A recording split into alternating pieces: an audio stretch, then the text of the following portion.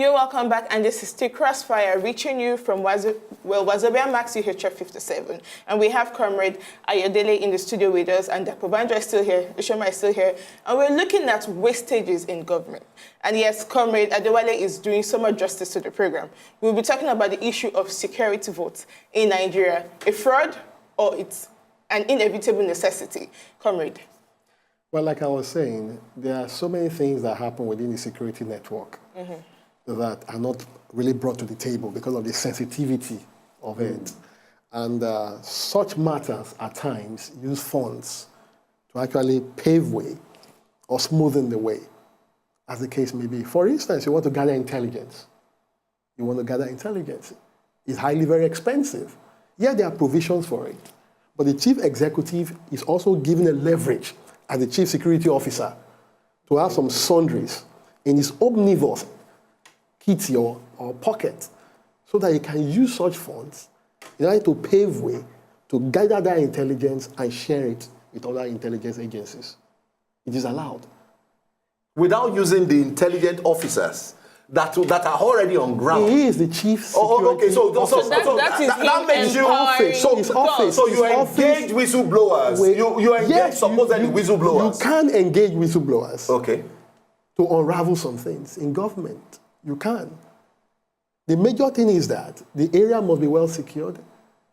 It must be peaceful. How you achieve it, people don't really want to know because they have been voted into office in order to carry out that matter. You understand? But what we see readily are people who are visibly seen structurally, like the police, the army, the Navy, and all of that. There are so many things that are underpinning.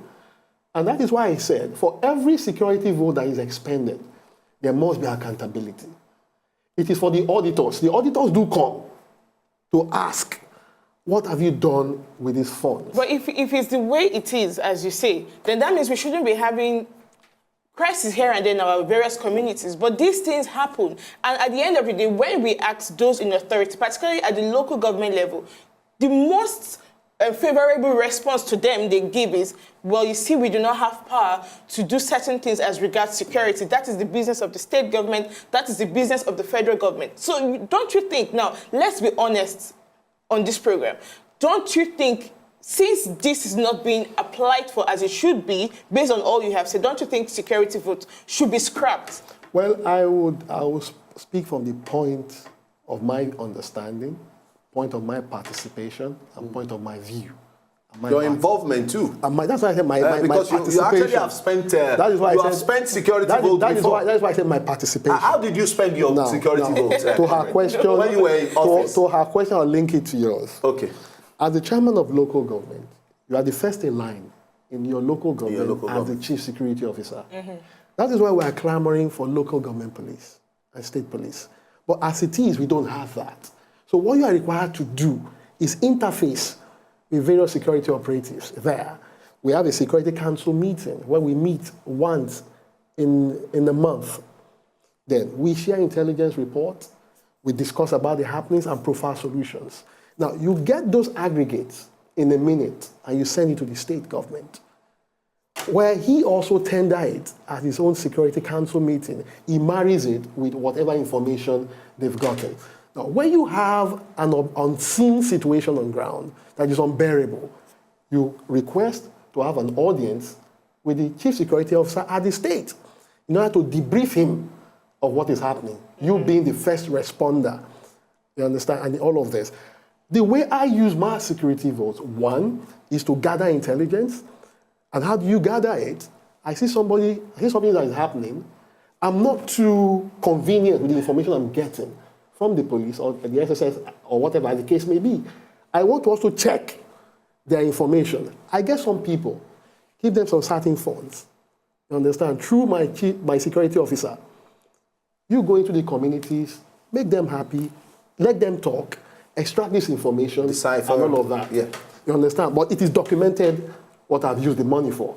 So by the time you are coming to give me information on what has happened out there, already I have information I can cross-check. Okay. And I also cross-check not only from one angle, I will cross-check from what the police have said, ask from what the SSS have told me, check what is on my table, and see whether we are all in the same page. If we are in the same page, it means there is something happening. If two are in the same page, one is not in the same page, it means there is a lacuna somewhere. You understand? At times, you also go into the front line. You can go into the front line to check what is happening. You can disguise. You go into the beer parlor, you go into fun places, you drive at night. You understand? There's so much that you spend money. Okay. I mean, that's well said. I mean, you successfully defended how much of security votes. But remember, you have auditors that come to audit it. So you cannot spend money and think the money. Auditors are part of the system. But can't you bribe the auditors? Auditors are part of the system. It doesn't give any justification for a well-spent security allocation. Well said. From my point of view, and also to convince you, I'm not saying that we have a perfect system. Okay. But I'm saying that is the norm. The auditors are meant to audit. Like I normally ask my auditors when they come, I say, who audits the auditor? I normally ask them. At times when they audit and they are bringing some fictitious claims and what have you, I say, no. Let me give you an instance. In First Town when I came in, we have silted drainages. Storm drains that have not been silted for over 20 years. So when I begin desilting it, I was using backhoe excavator. But with my understanding and my training from the civil society, you don't do nothing without capturing and keeping those information. So I videoed it, I took photographs, and I involved the community. And I was personally there. So when I'm watching it, I'll look at the camera, snap me. Because these are things that have not been done before. So when the auditors came, and we were desilting for 6 months, back to back. Yeah. And silts that we brought out were so big, more like a hill. And when people saw it, they were amazed that did you get this thing out of this place? And we use it to reclaim land at 6th Avenue. That paved way into the new land that is being contended now between the FHA and the Omoniles and all of that. When the auditors came and looked at the voucher, they said, can you explain how you spend that? This money is too big. I said, very simple. They even said that I mismanaged the fund. I said, no. We have a situation that is not ideal. Okay. We have a decision that is different from other peculiarities around the state. Okay. And they asked me to defend it, and I brought the pictures. Well, you could say pictures were photoshopped. Then I brought the video. Okay. And they saw it. All right, okay. And I took them to the side, and they saw what was going on. Well said. Now, another one, that has been really constituting a big nuisance is the involvement of the federal government, with the state government in terms of bailout. Now, a lot of money has been doled out to, state government to be able to allow them, perform, especially in the area of unpaid salaries of workers. Now, you did it the first time. No account was given. They were not audited to know how these monies were being paid, was being used. And you are contemplating giving them another one, even though you are still giving them their monthly allocations. Nobody seems to be looking at the financial or the fiscal relationship between federal government and state government and how these monies are being spent, as it were. But federal government still kept on giving them money without really, taking into account what are they being used for? Who is auditing them? How was it spent? Was it spent judiciously as part of the money being siphoned? Is it being used, unreasonably? What are these monies being used for? Do you think the federal government don't have a responsibility to carry out, in this area, especially to know how state government and local government spend the monies that federal government is giving to them? My response to what you just said will be in 2-3 phases. Okay. One, you must appreciate that there are separation of powers. Okay. The fact that the federal government decided to assist the state, as the case. And you don't see that as a waste, as recklessness. I give you money, and I'm not expecting you to give an account for it. I hope you let me land. Okay. Now, there is a dire need to salvage a situation that can snowball into a human catastrophe. Okay. The federal government comes in to assist the state government to prevent this human catastrophe under a structure of separation of powers. I give you the loan. It's a loan. You call it a bailout. It's a soft loan. They're still paying it back. I give you the loan to go and quell your situation. Having the understanding that there is possible loopholes. But first, I must test you. Now, they gave out this money. It is not in totality a situation where these monies grew wings. Yes, some people pilfered with the funds. They gave the second one because there is still a dire need. The people were crying, shouting. It became an international issue. And yet salaries are still unpaid. I'm coming, sir. You need to have evidence. You have to cage some people. Okay. You give the second one. Yet people were saying they were not paid. Now you have evidences. They now send the anti-graft agency to go and investigate. Yeah. Alongside with the ministry that should audit. And they discovered that some governors were siphoning these funds for other purposes that are not meant for. Aside from that, it will also take me to the second phase of my intervention in this matter, which is restructuring, physical restructuring, and a case of the Nigerian Constitution. I don't believe in bailout. It will not solve the problem. But it has not solved the problem. It will never solve the problem.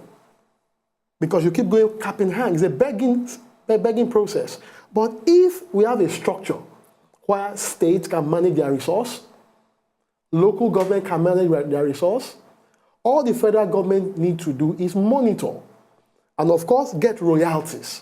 Yeah. Federal government should shed weight. Don't you think an immediate one should be that federal government should make state government accountable instead of saying separation of power, therefore they don't give any feedback. That takes me to my third intervention. Okay. I've said it on this program before, and I've said it at other programs, that what the government now needs to do is form a committee that will involve the Minister for Labor. Committee commit crime. Hold on, that's all they do. Hold on, sir. Put in a committee. Okay. Hold on. You are looking for a solution. You must be systemic. Okay. You form a committee that will involve the Minister for Labor, the Minister for Finance, the various states. You must also bring in their Commissioner for Finance. The labor unions must be part of that committee. Okay. The press, the civil society must be part of that committee. They now water it down into all the states that have these problems. They will first collect... Can you hold on your thoughts? Sir. Can you hold on your thoughts? We have a caller. Please. And I don't want... Thank you. Good morning, Onojobi. I'm Dick Onojobi from Amuodofin. Good Okay. I'm morning. interested in your program and what you are saying now. All right, Dickie, let's take your comment. Yeah, my comment is that the person you are interviewing now, Comrade AYODELE, has done a lot for Amuodofin. He was the former chairman of Amuodofin 2008 to 2014. If you go to first time before he came to office, you will know that there was something done there by the past chairman. He has used his own security vote very well. So I can still vouch for him to go further. Thank you. Thank you very much, Dickie. So, as I was saying, you now collect the nominal role of staffs there. You also do staff verification biometrically. Now, when you have all of these facts in your hands, you pay the money into the banks. The staffs are meant to have a bank account. You don't give the money direct to the governor. No. You have all the facts. So by the time you are bringing the money, you are putting the money into the accounts where staff salaries are meant to be domiciled. As soon as the money gets into hitting the account, it goes to various accounts as it has been prorated. Okay. You must also be mindful that when you are putting money into some state accounts, some states already are in debt. And they have standing instructions. You understand? As money are hitting the account, it's going to pay debt. Yeah. You have some situation on ground. But because of the fact that this problem is I will call it a special problem. So you must create a special solution for it. Let the governors open a special account for staff salaries. Okay, but you must do your staff verification biometrically. Okay, in order to weed off Ghost workers. Ghost workers. All right, Toyosi, good morning. Oh, we lost that Sorry, call. we lost that. Please call us back. Okay, I mean, that's about... Because remember, even the World Bank, if they want to give you intervention funds, they give you conditions. That's true. They give you conditions. If you can follow their conditions, they give you the funds. Some will not even give you the fund direct. They will tell you that they want to pay your contractors. And the contractor should be giving them reports. Now, I mean, we're considering the myriads of issues now around, wastages in government and all of that. We have many of them.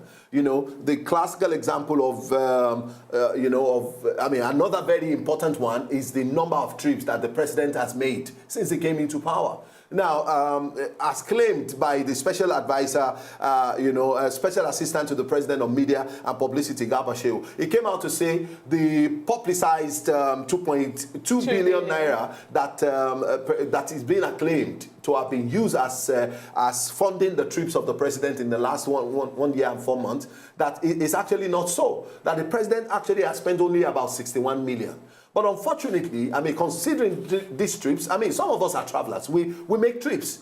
And you can imagine, just taking a family of 4 out on a holiday, and you spend like 3 million naira. And meanwhile, the president has gone to India. The president has gone to China. He has gone to, he has gone to America uncountable times. He has been to almost all the African countries, or majority of, in the West Africa, let me put it that way. Now, it's made a lot of trips. And I want to believe that he uses aircraft and they use aviation fuel. And we know what has been happening even in the aviation industry. I'm not saying the claim of the special advisor that the total amount spent so far is 61 million is not correct, but I'm simply saying it does not appeal to the common sense. That's one other area, that is really very important to look into. And that makes it really very impossible for one to think that the Buhari administration disposition to corruption and to see, because one of the things they kept on saying when they came into power is that we will mop up, we will make sure that all loopholes are being blocked. But we still see many of them. Can I come in now? Please come in. And I hope you allow me to talk. Yes, I will. Now, the president, like I always tell you, is a very prudent man. And that is why maybe some people are not too comfortable with him. Remember that a picture was circulated on social media. He and the vice president were having tea. They were using sachet milk and all of that. Remember that when the president went to America, he was housed by the American government. He was fed by the American government. What about the entourage? The entourage were kept at cheap hotels. And they collected allowances. You are not too sure. Even though you said lower. You are not too sure. No, Garba Shehu said they reduced allowances. That was his word. I hope you allow me to talk. Oh, okay. If they collected allowances, you have also answered the question. And the allowances were reduced. Yeah. They were not frivolous with expenditures. If they have bought jet fuel, how did they source for it? Did they source for it buying it directly from the seller, or they give it out as a contract? The president, I know. Or somebody in government is actually giving it to the government so that he can get favors. The president, I know, and I understand, will not give aviation fuel as contract under this present situation. Yeah. They will buy it direct from the seller, as the case may be. So if Mr. Garba Shehu have told you that they have spent 60 million, they are open to scrutiny. They're open to scrutiny. Okay, comrade, let's talk about constituency projects. Yes. Constituency projects. You are aware. I don't believe in it. Oh, okay. I don't believe in it. So how come the government has not done anything? They still allowed it to fly in the 2016 appropriation bill. I told you, it's a case of separation of powers. The executive cannot meddle into the affairs of the legislative to the extent that remove your constituency project. I disagree with you, comrade. It becomes a dictatorial... No, this has nothing to do. It's not a... We're talking about constituency. It's not state. You asked me a question. It's not state. It's not local. You asked me a question. Okay. You cannot probate and reprobate at the same time. Okay. You asked me a question. Now, it is for the people, the Nigerian people. led by civil society. Comrade, if we look at the clear definition The Nigerian of the people that does not have Constitution, mouth. if we look at the clear That's what you think, they definition do. of what's in the Constitution and the separation of powers, the legislative, their business is to make this laws. Their duties is to make we are saying laws. the same thing. The executive, we are saying the same thing. Now, their let's duties. look into history. Okay. In the first Republic, was there anything like that? In the Second Republic, was there anything like that? We're in the Fourth Republic, if I'm not We're in the too wrong. Fourth Republic, yes. If we're in the Fourth Republic, I'm sure it became a new thing in our political history. What led to it? Now, if some people have inscribed this thing into it for the purpose of the fact that they feel that perhaps subsequent administrations were not attending to their community needs or their constituency needs, and they needed to, by themselves, help their community to deliver these needs. Perhaps that was why they brought it in. It should be captured. It's a fraud. It should be a guessing. Take those projects, represent it, and let it be passed to the appropriate quarters. Not that a legislator will go and be... It negates the essence of their creation. True. Their creation... And then the Constitution itself is supreme. Their creation is to legislate on matters, to discuss on matters. It is not to execute. That is not their nomenclature. The nomenclature is to discuss and make laws. Exactly. That is their nomenclature. So why are they doing constituency projects? The Nigerian... They are sinking boreholes. They are trying to... That is one of the things. While I was in Pronaco... They are repairing state schools. While I was in Pronaco, that is one of the things that Chief Anthony Enaro of blessed memories, Professor Jadisola Akonde, Dr. Bekra Somkuti, and we thank God Professor Wale Soyinka is living, and he will live for long. They championed the rebirth of a new Nigerian constitution. And that, we must have a system change. And we must have restructuring. If that conference had been supported by the Nigerian state, Nigerian government, such thing would have been removed. But we still went ahead with the conference. And we came out with a draft constitution that we challenged. Do you believe in the... I have a copy of the draft constitution. Do you believe in the draft... Okay. I was part of the people that made it. Comrade. Okay. Comrade. And I remember I pushed this age debacle. I wish that we could go on, but I want to ask you one question. Political we have less than 30 seconds to round up, so I need you to quickly answer this question. Do you think President Muhammadu Buhari can champion the restructuring of Nigeria? Of course, he will. Are you sure he believes in it? He does. Okay, that was part of his electoral promise. Okay. All right. Anyway, thanks to everyone who have been a part of our show today. This is how much that we can go. We'll be back tomorrow with another very interesting package. Do stay out of trouble. God bless Nigeria. Have faith and we'll go now. In Nigeria. See you tomorrow. Say no to violence and kidnapping. And thank you very much for being on the show.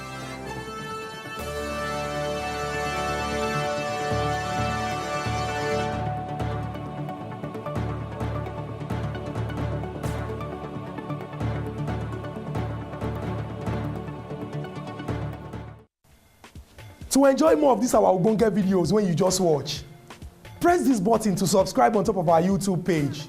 You go love her.